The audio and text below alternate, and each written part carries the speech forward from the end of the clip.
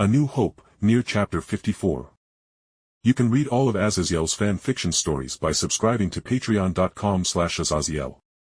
Later that night, when the people were relaxing in the atrium, laying down in sleeping bags, and even a couple of ladies and an obviously nervous guy were sleeping in small one-person tents, I took Jeanne back behind one of the room's large pillars holding up the ceiling and providing a bit of privacy. Now typically someone glowing in a semi-dark room would be a dead giveaway that something fucky was going on.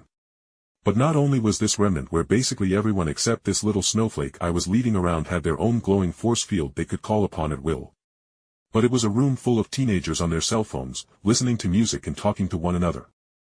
So long as I didn't bend Jeanne over in the middle of the room, no one would care about what we did so long as it wasn't right in their vision. "Alright, let's get you some magic powers," I said as me and Jeanne settled down across from one another. Jeanne nervously nodded and took a deep breath as she pushed out her chest, pulled my hand over and placed it over her heart. "I am ready," she muttered, having steeled herself for me to unlock her aura.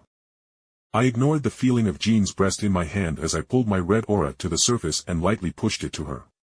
I could feel her own soul almost resisting my soul's presence, and just like what Miltia and Ren explained, I had to sort of merge our souls to the point where I could pull her soul inside out so it would project outwards. But just like Miltia, I was definitely feeling a sort of draw and infatuation towards Jeanne, but I swiftly buried it under thoughts of missing my androids. I didn't know Jeanne that well, and I highly doubt she was up for some casual fun.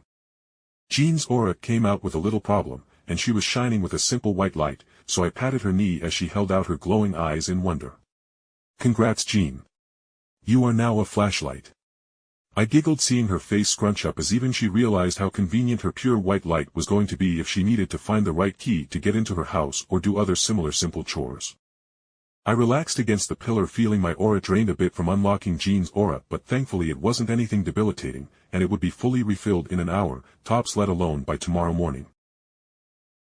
I woke up the next morning with Jeanne, Ren, and Nora huddled around me, and after eating breakfast we soon made our way into the locker room to pick up our weapons and put away our non-essential stuff like our sleeping bags and other things we weren't going to take with us on our initiation test.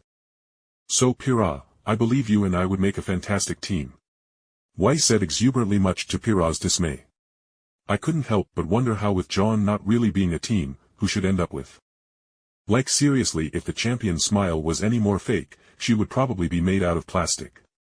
Actually, shouldn't Weiss be used to fake smiles, having lived her life surrounded by Atlas's higher society people? "Ren, we should use a sloth's call to find another," Nora excitedly coaxed Ren, who sighed as he put away his bladed machine pistols. "Nora, sloths don't have loud cries. Especially loud enough cries that can be heard in a forest going to filled with the sounds of gunfire," Ren tiredly explained as he yawned and stretched. The moment Nora saw that Ren was ready, dragged him off out of the locker room, probably to get a spot where they could be close to one another during the initiation. "Jeanne, I am going ahead," I called to the blonde who was struggling to position her breastplate. As I walked towards the exit of the locker room, I saw Pyrrha and Weiss standing in front of the door with them both in their combat uniforms.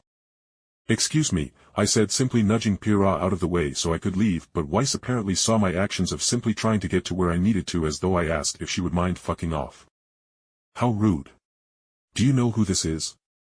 she demanded, pointing at Pyrrha with one hand, and with the other she poked my chest with her admittedly well-manicured fingernails.